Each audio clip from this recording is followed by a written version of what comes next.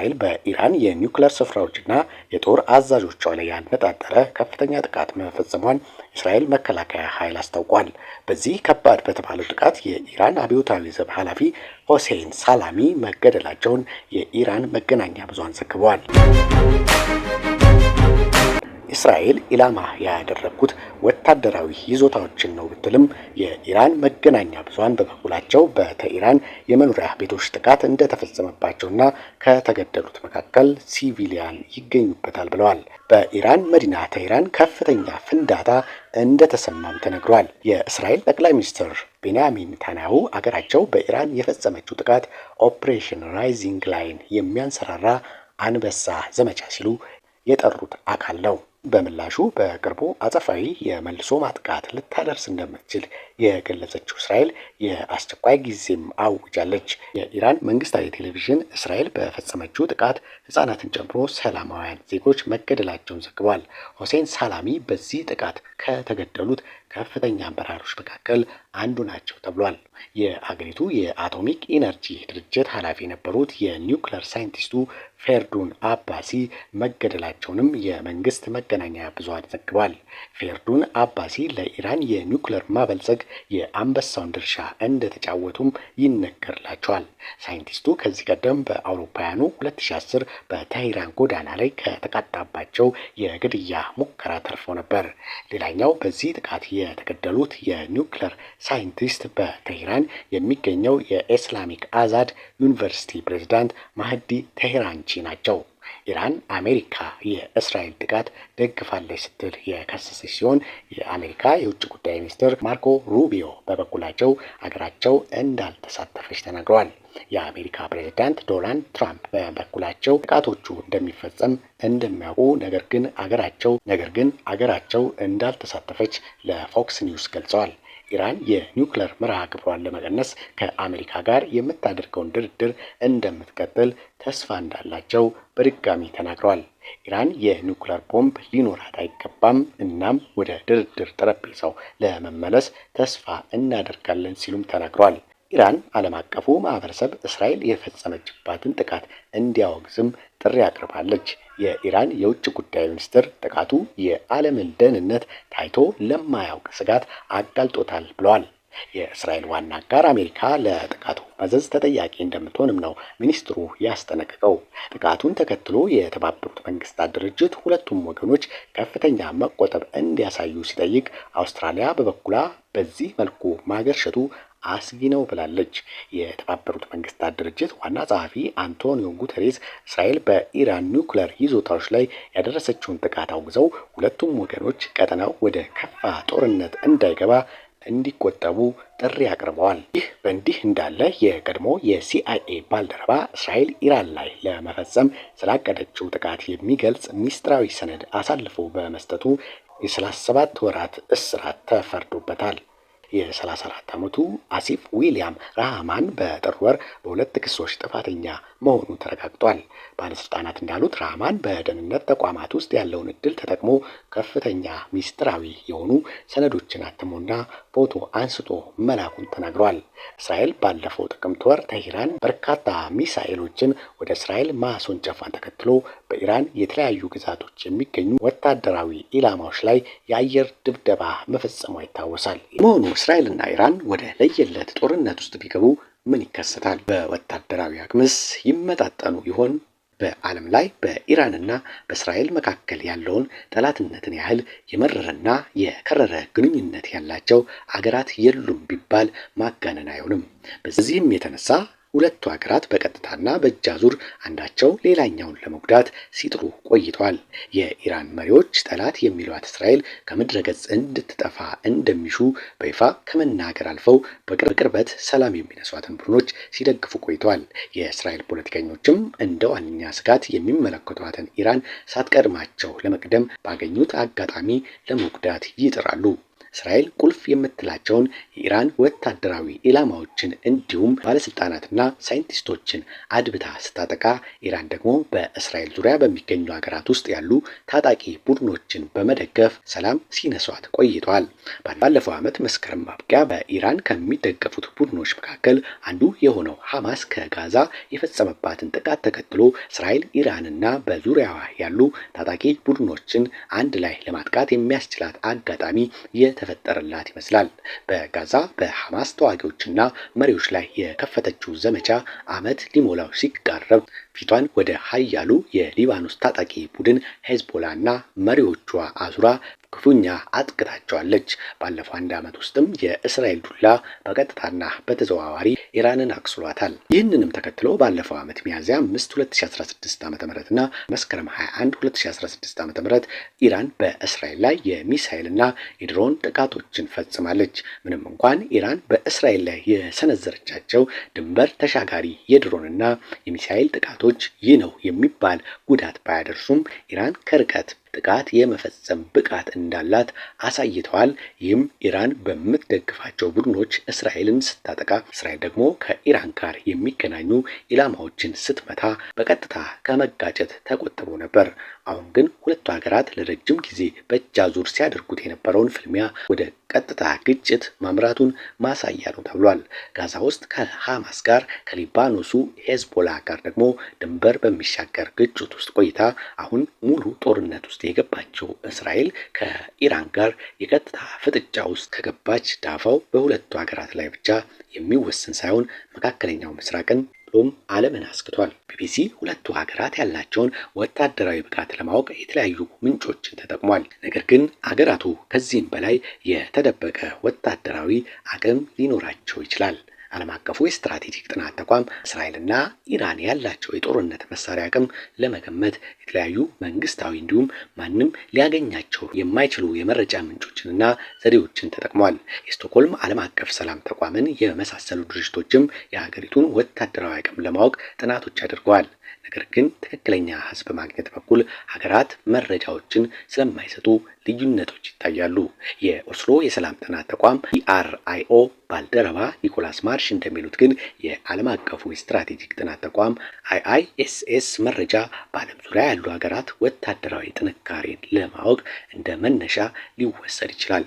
ተቋሙ እንደሚለው እስራኤል ከኢራን በላይ ከፍተኛ ገንዘብ ለመከላከያ ስለምትመድብ በየትኛውም ግጭት ውስጥ ከፍተኛ ጥንካሬ እንዲኖራት ያስችላል። በአይአይኤስኤስ መረጃ መሰረት በአውሮፓውያኑ 2022 እና 2023 የኢራን የመከላከያ በጀት 7.4 ቢሊዮን ዶላር አካባቢ የነበረ ሲሆን የእስራኤል ግን ከእጥፍ በላይ 19 ቢሊዮን ዶላር ነበር። ከምጣኔ ሀብት አንጻርም የእስራኤል አጠቃላይ አገራዊ ምርት ከኢራን በእጥፍ የሚበልጥ ነው። የቴክኖሎጂ የበላይነትን ስንመለከት የአይአይኤስኤስ አሃዞች እንደሚያመለክቱት እስራኤል ለውጊያ ዝግጁ የሆኑ 340 ወታደራዊ አውሮፕላኖች ሲኖራት ካሏት የጦር ጀቶች መካከል ረጅም ርቀት ተጉዘው ጥቃት የሚፈጽሙት ኤፍ-15 አውሮፕላኖች እጅግ ዘመናዊዎቹ ኤፍ-35 አውሮፕላኖች ደግሞ ከራዳር እይታ ውጪ የሚጓዙ ሲሆን ፈጣን አጥቂ ሄሊኮፕተሮችም አሏት። ኢራን ደግሞ 320 የሚደርሱ የውጊያ ብቃት ያላቸው አውሮፕላኖች ባለቤት ነች። ጄቶቿ የ1960ዎቹ ስሪቶችን ጨምሮ ኤፍ4፣ ኤፍ5 እና ኤፍ14 የጦር አውሮፕላኖች እንዳሏት አይአይኤስኤስ ገልጿል። የኦስሎ የሰላም ጥናት ተቋም ኒኮላስ ማርሽ እንደሚሉት ኢራን ካሏት አሮጌ የጦር አውሮፕላኖች መካከል ምን ያህሉ መብረር እንደሚችሉ ማወቅ አስቸጋሪ ነው። ምክንያቱም የአውሮፕላኖቹ መለዋወጫ በአሁኑ ጊዜ ማግኘት በጣም አስቸጋሪ በመሆኑ ነው ይላሉ። የሚሳኤል ጥቃት መከላከያዎችን ስንመለከት ደግሞ አይረዶም እና አሮ የተባሉ የሚሳኤል ጥቃት መከላከያ ስርዓቶች እስራኤል ራሷን ለመጠበቅ የሚያስችሏት የጀርባ አጥንቶቿ ናቸው። የሚሳኤል ኢንጂነር የሆኑት ኡዚ ሩቢን በእስራኤል የመከላከያ ሚኒስቴር ውስጥ የሚገኘው የእስራኤል የሚሳኤል የመከላከያ ድርጅት መስራች ናቸው። አሁን ደግሞ በኢየሩሳሌም የስትራቴጂና ደህንነት ተቋም ውስጥ ከፍተኛ ተመራማሪ ሲሆን በኢራን የተተኮሱት ሚሳኤሎችና ድሮኖች አይሮንዶም እስራኤል አጋሮች ሲያከሽፏቸው ሲመለከቱ ደህንነት ነው የተሰማኝ ሲሉ ለቢቢሲ መናገራቸው መሆናቸው ይታወሳል። የጥቃት መከላከያዎቹ ሚሳኤሎችን በማምከን እንከን የማይወጣላቸው ናቸው። በጣም ደስታና እርካታ ነው የተሰማኝ። መከላከያዎቹ የአጭር ርቀት የሚሳኤል ጥቃቶችን የሚያመክኑ ሲሆኑ እነሱን የሚመስል ሌላ ዘዴ የለም። ኢራን ከእስራኤል ምን ያህል ትርቃለች የሚለውን ስንመለከት ደግሞ እስራኤል ከኢራን 2100 ኪሎ ሜትር በላይ በሚሆን ርቀት ላይ ነው የምትገኘው። ዲፌንስ አይ የተባለው መጽሔት አርታይ ቲም ሪፕሌይ ለቢቢሲ ሲናገር ኢራን እስራኤልን ለማጥቃት ዋነኛ መሳሪያዋ ሚሳኤል ነው። ለዚህም ኢራን የምታካሄደው የሚሳኤል ግንባታ ፕሮግራም በመካከለኛው ምስራቅ ውስጥ ካሉት መካከል ትልቁና የተለየ አቅም ያለው መሆኑ ይነገራል። ከአሜሪካ ማዕከላዊ እዝ ጀነራል ኬንት ማኬንዚ በአውሮፓውያኑ 2022 እንደተናገሩት ኢራን ከ3000 በላይ ተወንጫፊ ሚሳኤሎች አሏት። ሲኤስአይኤስ ሚሳኤል ዲፌንስ ፕሮጀክት ባወጣው መረጃ መሰረት እስራኤል ከራሷ አልፋ ለበርካታ ሀገራት ሚሳኤሎችን ትሸጣለች። የኢራን ሚሳኤልና ድሮኖች ደግሞ ኢራን ከጎረቤት ኢራቅ ጋር ከአውሮፓውያኑ 1980 ጀምሮ ለ8 ዓመታት የቆየ ጦርነት ካደረገችበት ጊዜ አንስቶ መጠነ ሰፊ የሚሳኤልና የድሮን ግንባታ ስራዎችን ስታከናውን ቆይታለች። በዚህም ኢራን የአጭርና የረጅም ርቀት ተወንጫፊ ሚሳኤሎችን ለመገንባት ችላለች። አብዛኞቹንም በእስራኤል ላይ በቅርቡ በፈጸመችው ጥቃት ወቅት ጥቅም ላይ አውላለች። የየመን ሁቲዎች በሳውዲ አረቢያ ላይ የተኮሷቸውን ሚሳኤሎች ያጠኑ ተንታኞች በደረሱበት ድምዳሜ መሰረት ሚሳኤሎቹ ኢራን ውስጥ የተሰሩ ናቸው ብለዋል። ቲም ሪፕሌይ እስራኤል ከኢራን ጋር በእግረኛ ወታደሮች የሚደረግ ጦርነት ውስጥ የመግባት እድሏ ዝቅተኛ ነው ይላል። እስራኤል ያላት የአየር ኃይልና ውጤታማ ተወንጫፊ የጦር መሳሪያዎቿ የበላይነትን ይሰጣታል። ስለዚህም ኢራን ውስጥ የሚገኙ ኢላማዎች ላይ የአየር ጥቃት የመፈጸም ብቃት የላትም። ጨምሮም እስራኤል በምትፈጽማቸው የአየር ጥቃቶች ዋነኛ ዓላማዋ የኢራን ባለስልጣናትን መግደልና የነዳጅ ተቋማቷን ማውደም ሊሆን ይችላል። መቅጣት የሚለው ቃል በእስራኤል ወታደራዊና ፖለቲካዊ መሪዎች መካከል ዘወትር ጥቅም ላይ የሚውል ነው። ይህም የፍልስፍናቸው አካል ሲሆን በዚህም ከባድ ጉዳትን በማድረስ ጠላታቸው እስራኤል ላይ እጁን ከማንሳቱ በፊት 2 ጊዜ እንዲያስብ የማድረግ ዓላማ አለው። ቀደም ሲልም እስራኤል በምትፈጽማቸው የአየር ጥቃቶች ከፍተኛ የኢራን ወታደራዊና ሲቪል ባለስልጣናት ተገድለዋል።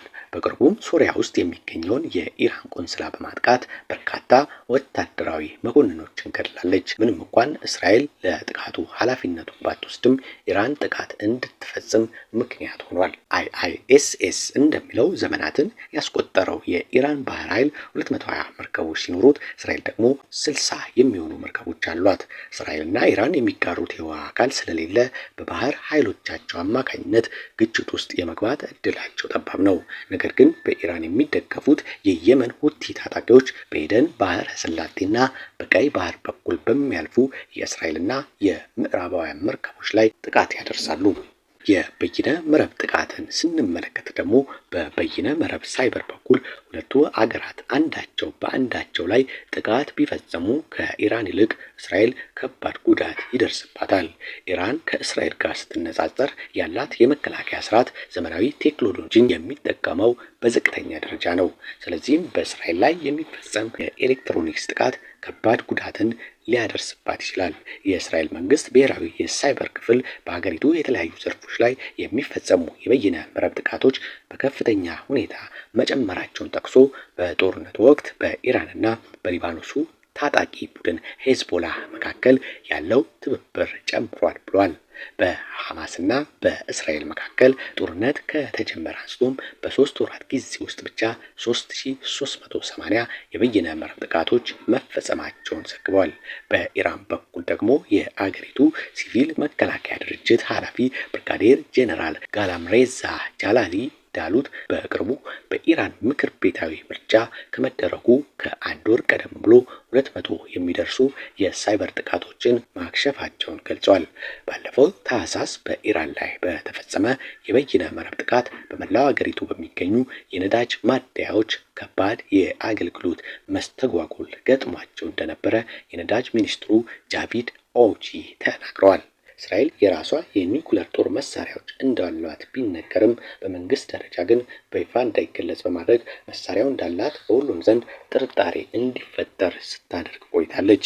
ምንም እንኳን ኢራን የኒውክሌር ጦር መሳሪያ አላት ተብላ ብትከሰስም የምታካሄደው የኒውክሌር ፕሮግራም ለሰላማዊ አገልግሎት የሚውል ነው ብላ ትከራከራለች። እስራኤልና ምዕራባውያን ግን ይህንን ባለመቀበል አንድ ቀን ኢራን ኒውክሌር የታጠቀች ሀገር ሆና ብቅ ትላለች የሚል ስጋት አላቸው። 89 ሚሊዮን የሚጠጋ ህዝብ ያላት ኢራን ከእስራኤል አንጻር ትልቅ ሀገር ነች። 10 ሚሊዮን ህዝብ ያላት እስራኤል 9 ጊዜ ከኢራን የሚያንስ ዜጋ ነው ያላት። በተጨማሪም ኢራን እስራኤል ካሏት የመደበኛ ሰራዊት አባላት 6 እጥፍ የሚበልጡ ወታደሮች አሏት። በዚህም ኢራን 600 ሺህ መደበኛ ወታደሮች ሲኖራት እስራኤል ደግሞ 170 ሺህ መሆናቸውን የአይአይኤስኤስ መረጃ ያሳያል። በእስራኤል ጎረቤት ሀገራት ውስጥ የሚገኙ በኢራን የሚደገፉ ታጣቂዎች በእስራኤል ላይ መደበኛ ጥቃቶችን እየሰነዘሩ ሲሆን በምላሹ እነሱን ኢላማ ስታደርጋቸው ቆይታለች። የመካከለኛው ምስራቅ የመከላከያ ባለሙያው ጄሬሚ ቤኒ እንደሚሉት እስራኤል አጸፋ ለመመለስ ከፈለገች ሊባኖስና ሱሪያ ውስጥ የሚገኙ ቦታዎችን የመሳሰሉ አማራጮች አሏት። ነገር ግን መደበኛ የሆነ ጦርነት በሁለቱ ሀገራት መካከል ይቀሰቀሳል የሚለው ስጋት ግን ቤኒ ይጠረጥሩታል። ለረጅም ርቀት ተወንጫፊ የጦር መሳሪያዎችንና የአየር ጥቃቶችን በመጠቀም በሁለቱም በኩል ያሉ ዋነኛው አማራጮች ናቸው። ይህ ደግሞ በሁለቱ ሀገራት መካከል ያሉትን የሶሪያን፣ የዮርዳኖስን ወይም የኢራቅን የአየር ክልል መጣስን ይጠይቃል። በእስራኤል በኩል ከዚህ በፊት እንደምታደርግ ሁሉ ሰላዮቿን በሚስጥር ተልዕኮ አሰማርታ ኢራን ውስጥ ያልተጠበቁ ጥቃቶችን ልትፈጽም የምትችልበት እድልም አለ። የመካከለኛው ምስራቅ ጉዳዮች ባለሙያ የሆኑት ታሪክ ሱሌማን ለቢቢሲ እንደተናገሩት በሁለቱ ሀገራት መካከል ያለው ግጭት ይባባሳል የሚል ከፍተኛ እምነት አላቸው። ነገር ግን በኢራን ላይ የሚደረግ ጦርነትን የማይደግፉ የፓርላማና የካቢኔ አባላት ስላሉ በጠቅላይ ሚኒስትር ቤንያሚን ኔታንያሁ ላይ ጫና ሊያሳድሩ ይችላሉ ብለዋል። እንዲሁም በተለዋዋጩ የእስራኤል ፖለቲካ ውስጥ ኔታንያሁ ፖለቲካዊ መዳከም ባጋጠማቸው ጊዜ የኢራንን ካርድ ሊመዙት ይችላሉ ሲሉም ያስጠነቅቃሉ። የእስራኤሉ ሂብሩ ዩኒቨርሲቲ ባካሄደው የህዝብ አስተያየት መለኪያ 3/4 የሚሆኑ እስራኤላውያን አገራቸው በኢራን ላይ የአጸፋ እርምጃ የምትወስድ ከሆነ ከወዳጆቿ ጋር ያላትን የደህንነት ስምምነት ስለሚጎዳው ይቃወሙታል። ምንም እንኳን እስራኤልና ኢራን እስካሁን ድረስ መደበኛ ጦርነት አድርገው ባያውቁም ሁለቱም ሀገራት ይፋ ያልወጣ ግጭት ሲያካሂዱ ቆይተዋል። ለዚህም በሌሎች ሀገራት ውስጥ የሚገደሉ የኢራን ቁልፍ ሰዎች በእስራኤል እንደተገደሉ በተደጋጋሚ ይነገራል። ይህ በእንዲህ እንዳለ የቀድሞ የሲአይኤ ባልደረባ ማምሻውን እስራኤል ኢራን ላይ ለመፈጸም ስላቀደችው ጥቃት የሚገልጽ ምስጢራዊ ሰነድ አሳልፎ በመስጠቱ ለ7 ወራት ተፈርዶበታል።